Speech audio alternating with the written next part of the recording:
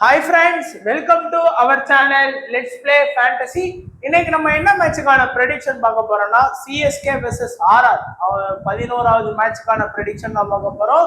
இந்த மேட்ச் வந்து ஞாயிற்றுக்கிழமை நமக்கு வந்து நைட்டு 7:30 மணிக்கு ஆரம்பிக்குது. இடம் வந்து ஜெய்ப்பூர்ல அவங்களுடைய ஹோம் பிச்சா யூஸ் பண்ணக்கூடிய ஹவுகாத்தில தான் இந்த மேட்ச் வந்து நடக்குது.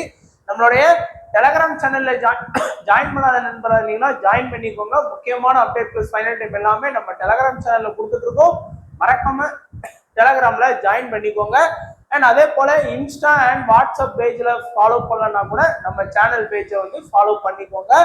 அண்ட் நம்மளுடைய சேனல் சார்பாக கொடுக்கக்கூடிய இன்வெஸ்ட்மெண்ட் லீடர் போல கலந்துக்கோங்க. XL11 ஆப்ல கொடுத்துட்டு இருக்கோம். லிங்க் டிஸ்கிரிப்ஷன் பாக்ஸ்ல இருக்கு. ஜாயின் பண்ணாதவங்க XL11ல ஜாயின் பண்ணிக்கோங்க. உங்களுக்கு தேவையான எல்லா ஃபியூச்சருமே அதுல இருக்கு. நீங்க ஸ்மால் லீக் விளையாடலாம், கிராண்ட் லீக் விளையாடலாம். ஸோ அப்படின்னு எல்லா ஃபியூச்சருமே உங்களுக்கு வந்து கொடுத்துருக்காங்க. One player fantasy, head to head ஃபேண்டசின்னு அறிமுகப்படுத்தி இருக்கிறாங்க. அதுவும் நீங்க விளையாண்டுக்கலாம். GST TDS எல்லாமே உங்களுக்கு முற்றிலும் ஃப்ரீயா தான் பண்ணி கொடுக்குறாங்க. ரெண்டு டீமுக்கான ஹெட் டு ஹெட் பார்க்கும்போது 29 மேட்ச், அதுல 16 CSK 13 RR. பெரிய வித்தியாசங்கள் இல்லை. இருந்தாலும் சிஎஸ்கே சைடே கொஞ்சம் அட்வான்டேஜ் வந்து அதிகமா இருக்கு. ஹை ஸ்கோரும் 246, low score 109, high score 223, low score 126. And இந்த ஹவுகாத்தி பிச்சை பொறுத்த வரைக்கும் நம்ம பார்த்தோம் அப்படின்னா ஆஃப் சைட் லெக் சைடு வந்து 64 மீட்டர் தான்.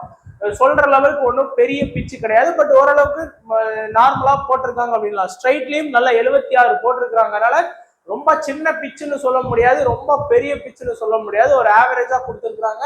இந்த கிரவுண்டோட பிச்சு வந்து பாத்தீங்கன்னா இதுல கொடுத்துருக்கு பாருங்க.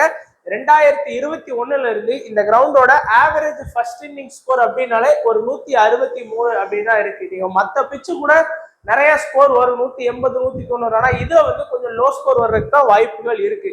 ஓவராலா இந்த சீசன்ல ஒரு மேட்ச் நடந்திருக்கு. அதோட ரிசல்ட் பாத்தீங்க அப்படின்னா பேட்டிங் செகண்ட் பண்ண டீம் வந்து வின் பண்ணாங்க. பேட்டிங் ஃபர்ஸ்டோட ஆவரேஜ் வந்து 151 தான் இந்த சீசன்ல. அவங்க சொன்னது 163 சொன்னாலும் நமக்கு வந்து 151 தான் வந்தது. ஏன்னா இந்த பிச்சில் வந்து பவுலர்ஸுக்கும் சப்போர்ட் கிடைக்கும். பெருசா ஸ்கோர் பண்ணிட முடியாது. ஒரு 200 இந்த கிரவுண்ட்ல, அதுவும் நம்ம சிஎஸ்கே விளையாண்டா அது நினைச்சு கூட பார்க்க வேண்டாம். 150 அதிகம். அண்ட் நம்மளுடைய KKR 153 high score, low score வந்து RR 151 வந்து ஸ்கோர் பண்ணியிருக்காங்க. லாஸ்ட் மேட்சோட ரிசல்ட் இருக்கு. RR versus KKR. அதோட ரிசல்ட் ஃபாஸ்ட் வந்து 5, ஸ்பின்னர்ஸ் 5 விக்கெட் எடுத்திருக்கிறாங்க. இப்போ நம்ம டைரக்டா வந்து ப்ரெடிக்ஷன் ஆரம்பிக்கலாம். ஃபர்ஸ்ட் வந்து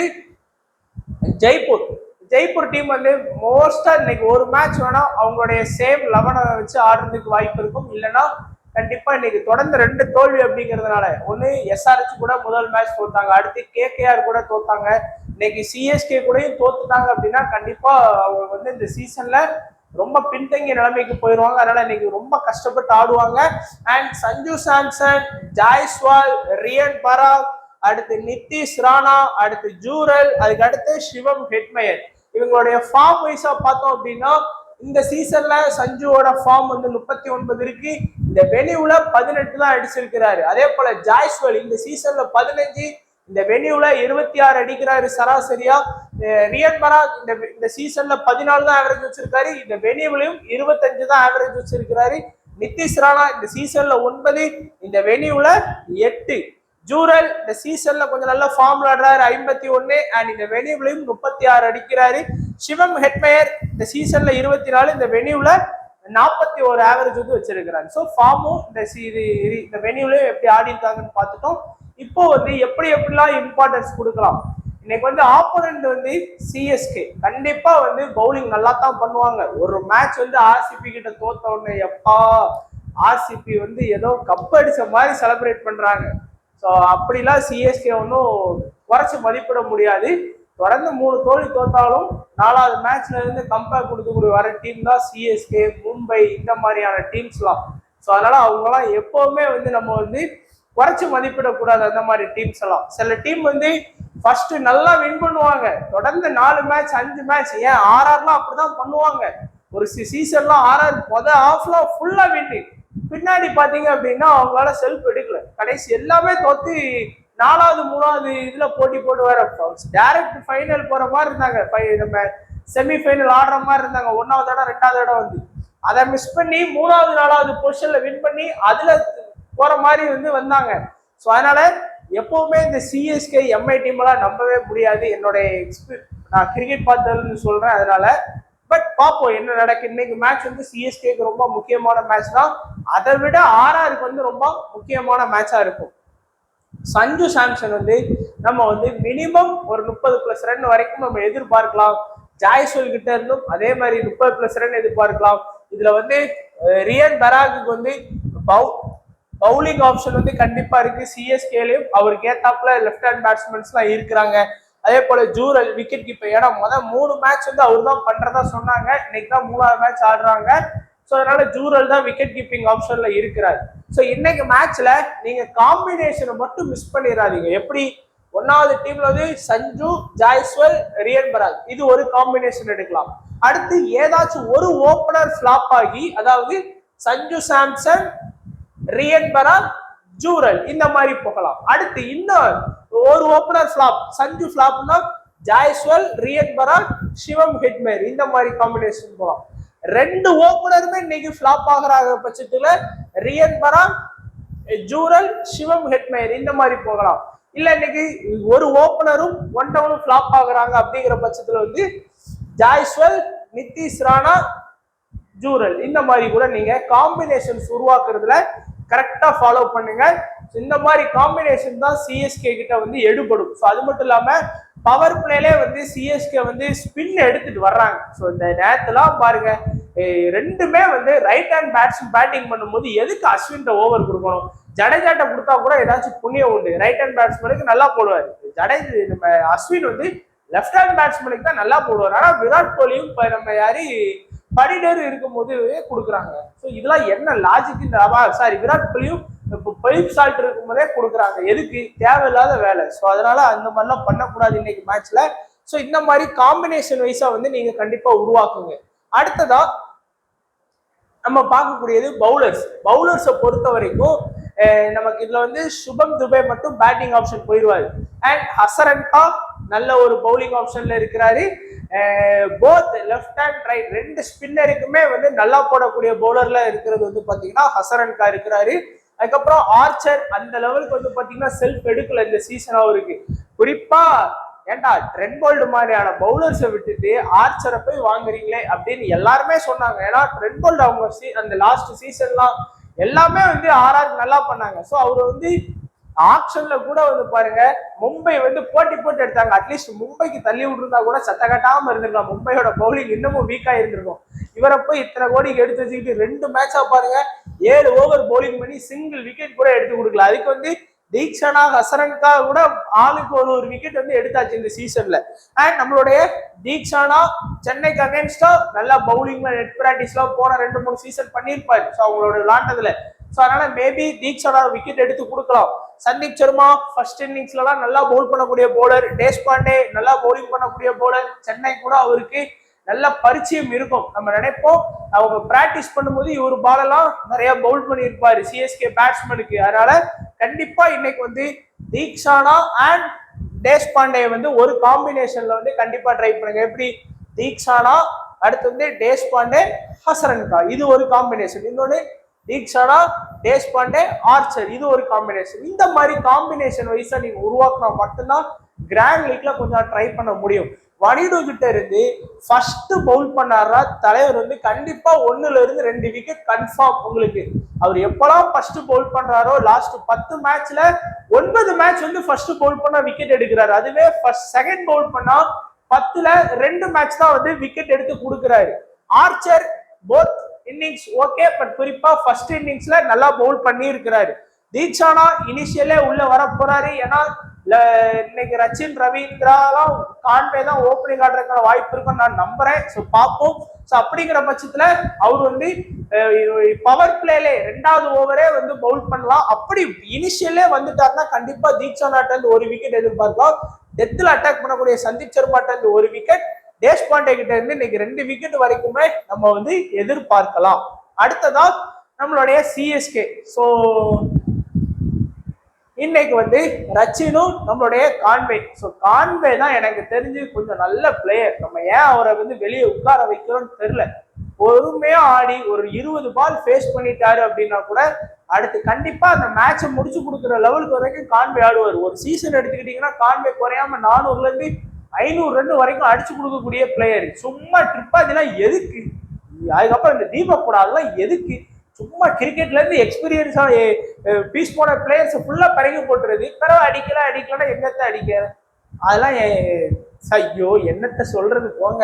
so Rachin Ravindra, Conway, Gaikwad. So Gaikwad, Shivam Dube, Vijay Shankar இன்னைக்கு வரலாம். இவர் அதுக்கும் மேல பாப்போம் என்ன நடக்குன்னு இன்னைக்கு. அடுத்து ஜடேஜா. ஸோ இன்னைக்கு நம்ம டீம் வந்து என்ன நிலைமைக்கு ஆளாக போகுதுன்னு தெரியல. ஸோ கண்டிப்பா காம்பினேஷன் வைஸ் தான் நமக்கு வந்து ரொம்ப ஹெல்ப் பண்ணும்.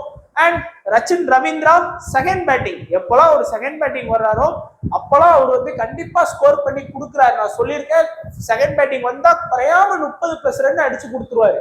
கான்வே அப்படி இல்லை, 2 இன்னிங்ஸ் வந்தாலுமே குறையாம ஒரு 20ல இருந்து 25 ரன் ஆடி கொடுக்கக்கூடிய ஒரு பிளேயர். ருத்ராஜ் கெய்க்வாட் வந்து செகண்ட் பேட்டிங் தான். அப்புறம் என்ன வெங்காயத்துக்கு வந்து நான் நேரத்தை அடிக்கல நீங்க கேட்கலாம் என்கிட்ட. அப்படி இல்லை, எல்லா மேட்சும் ஸ்கோர் பண்ண முடியாது ஒரு பிளேயர்னால. 10 மேட்ச் நடக்குன்னா 8 மேட்ச் வரைக்கும் செகண்ட் பேட்டிங்ல ருத்து ஸ்கோர் பண்றாரு. 2 மேட்ச் ஃபிளாப் ரிசல்ட் கொடுக்காரு. அதுவும் ஒண்ணுதான் ஆர்சிபி மேட்ச். அதனால அப்படி எடுத்துக்காதீங்க. செகண்ட் பேட்டிங்ல தான் அவருடைய ஆவரேஜ் வந்து நல்லா இருக்கு. அதுவே சிவம் துபே வந்து ஃபர்ஸ்ட் பேட் பண்ண வந்தாருன்னா அவருடைய ஆவரேஜ் வந்து 40 இருக்கு. அதுவே செகண்ட் பேட்டிங் பண்ண வந்தாருன்னா 15 தான் அடிக்கிறாரு. லாஸ்ட் தொடர்ந்து 2 மேட்ச் ஏன் சிவம் துபே ஃபிளாப்? 2மே செகண்ட் பேட்டிங் பண்றாங்க. ஸோ செகண்ட் பேட்டிங் பண்ணதுனால அவருடைய ஆவரேஜும் வந்து 14 தான் இருக்கு.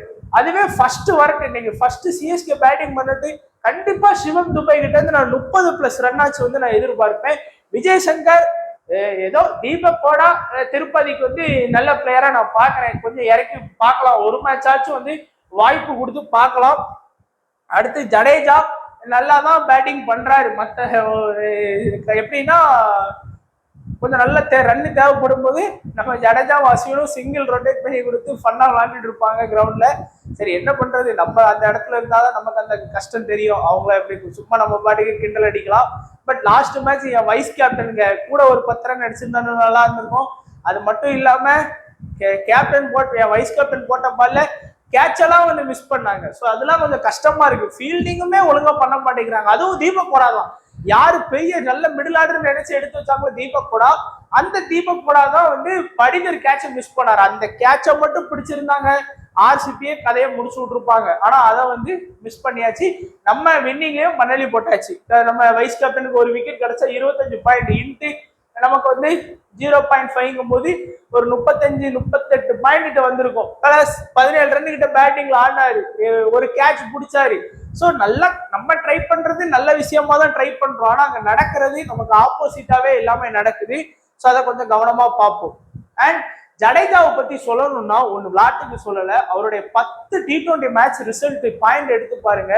பெருசா ஒரு விக்கெட் எடுக்கவே இல்லைங்க. குறிப்பா ஒரு மேட்சோ 2 மேட்சோ தான் ஒரு விக்கெட் எடுத்து கொடுத்துருக்காரு. மீதி 8 மேட்ச் வந்து ஜடேஜா லாஸ்ட் 10 T20ல ஃபிளாப் ரிசல்ட் மட்டும்தான் கொடுக்குறாரு. நான் சேப்பாக்ல விளாண்டதுனால அதுவும் ஆப்போனன்ட் டீம் வந்து நிறைய ரைட் ஹேண்ட் பேட்ஸ்மேன் இருந்தாங்க. பிலிப் சால்ட், விராட் கோலி, படிதரி, அதுக்கு அடுத்தது லிவிங்ஸ்டோனு, டிம் டேவிட். அதனால நான் வந்து வைஸ் கேப்டனுக்கு போனேன். இந்த மேட்ச் போவேனான்னு கேட்டீங்கன்னா கண்டிப்பா கிடையாது, கொஞ்சம் ரிஸ்க் தான் நமக்கு. அடுத்ததா தோனியை பத்தி நான் லாஸ்ட் வீடியோல சொன்னது, அட்லீஸ்ட் ஒரு டீம்ல நம்ம தலையை வந்து ட்ரை பண்ணுங்கன்னு. அதே போல 80 பாயிண்ட் எடுத்து கொடுத்தாரு ஃபேண்டசி பாயிண்ட். பிலிப் சால்ட் 100, அதுக்கு அடுத்தபடியா தோனி வந்து 80 பாயிண்ட் வாங்கி கொடுத்தாரு. ஒருவேளை நேற்று பிலிப் சால்ட் ஃபிளாப் ஆகி தோனி இந்த 80 பாயிண்ட் வாங்கி கொடுத்திருந்தா அந்த நம்ம சொன்ன டீம் வந்து வின் ஆயிருக்கும். பட் பரவாயில்ல, ஒரு டீம் ட்ரை பண்ண சொன்னேன், அதுக்கு ஒருத்தா அவர் ஆடி கொடுத்துட்டாரு. அடுத்து அஸ்வின் பெருசா விக்கெட் எடுக்கல லாஸ்ட் மேட்ச். இந்த சீசன்லயும் 2 மேட்ச் ஆடி 6 ஓவர் போலிங் பண்ணி மேட்சுக்கு ஒரு விக்கெட் எடுத்து கொடுக்காரு. கம்போஸ் வந்து இந்த மேட்ச் வரலாம். ஏன்னா சாம் கர்ன் வந்து என்ன பண்றாரு, ஒன்றும் பண்ணல. அதுக்கு இவரையாச்சும் ஒரு பிளேயரா எடுத்து விளாட வைக்கலாம். ஏன்னா போத் இன்னிங்ஸ்லயுமே நல்லா பவுல் பண்ணியிருக்காரு. இந்த டொமஸ்டிக் லீக்லாம் சூப்பரா ஆடி இருக்கிறாரு. பத்திரடா குறிப்பா ஃபர்ஸ்ட் இன்னிங்ஸ்ல பவுல் பண்ண வந்தா 1ல இருந்து 2 விக்கெட் வந்து கன்ஃபார்ம். கலீல் அகமது ஃபர்ஸ்ட் இன்னிங்ஸ்ல நல்லாவே பவுல் பண்ணியிருக்காரு. ஸ்விங் பண்ணி அனுப்புவாரு, மினிமம் ஒரு விக்கெட். நூர் அகமது போத் இன்னிங்ஸ்லயுமே நல்ல பவுலர், 1ல இருந்து 2 விக்கெட் வரைக்குமே எதிர்பார்க்கலாம். Both right hand batsman left hand பேட்ஸ்மேனுக்கு வந்து நல்லா பவுல் பண்ணுவார். குறிப்பா லெஃப்ட் அடிக்கவே விட மாட்டாரு. அண்ட் இப்போ நம்மளுடைய அந்த ஹெட் மாறல. அண்ட் நம்மளுடைய போத் இன்னிங்ஸ் பேட்டிங் ஆப்ஷன் பார்த்தலாம். 2 இன்னிங்ஸ்லயுமே நல்லா ஆடக்கூடிய பிளேயர்ஸா நான் வந்து கான்வே, ஜாய்ஸ்வால், ஜூரல் இவங்களை வந்து நான் பாக்குறேன். அடுத்ததா நான் பாக்குறது ஃபர்ஸ்ட் இன்னிங்ஸ் கப் வந்ததுன்னா சிவம் துபேயை வந்து ஒரு டீம்லயாச்சும் கேப்டன் கொடுங்க உங்களுடைய டீம்ஸ்ல. அதே போல ரியன் பராக், சிவம் ஹெட்மேயருக்கு வந்து நீங்க போகலாம்.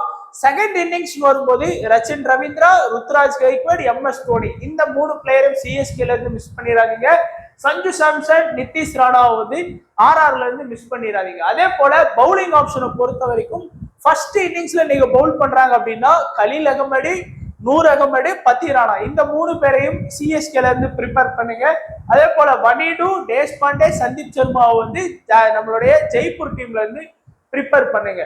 கடைசியா நம்மளுடைய captain vice captain option Ruturaj Gaikwad, Noor Ahmad, Sanju Samson, Jaiswal, Rachin Ravindra இந்த 5 பேருக்குமே நீங்க வந்து உங்களுடைய டீம்ஸ்ல வந்து captain and vice captain options வந்து எடுக்கலாம். கடைசியா நம்மளுடைய ஸ்மால் லீக் டெமோ டீம் பொறுத்த வரைக்கும் சாம்சன், ஐக்வாட், ஜாய்ஸ்வால், ரவீந்திரா, ஜடேஜா, ரியன் பராக், ஹசரங்கா, பத்திரானா, நூர் அகமது, ஆர்ச்சர், கலீல் அகமது. இங்க சாம்சன், ருத்ராஜி, ஜாய்ஸ்வால், ரவீந்திரா, சிவம் துபே. குறிப்பா ஃபர்ஸ்ட் பேட்டிங் பண்ணா இந்த இடத்துல கூடுங்க. ரவீந்திரா நம்ம ஜடேஜா, பராக், ஹசரங்கா, பத்திரானா, நூர் அகமது, தேஷ்பாண்டே குறிப்பா ஃபர்ஸ்ட் பவுல் பண்ண வந்தாருன்னா இந்த மாதிரி இருக்குங்க. சரி, நிறைய பேருக்கு வந்து என்ன டவுட்னா நான் வந்து அந்த first batting, second both innings அப்படிங்கும்போது உங்களுக்கு குழப்பம்.